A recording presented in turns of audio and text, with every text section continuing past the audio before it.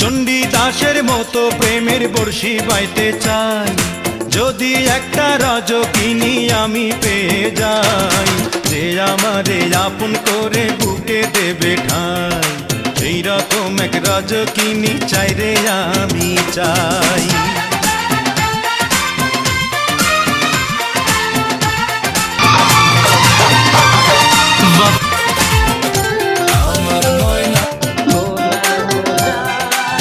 আমি আমার মাকে পছন্দ করেছি। মা তুমি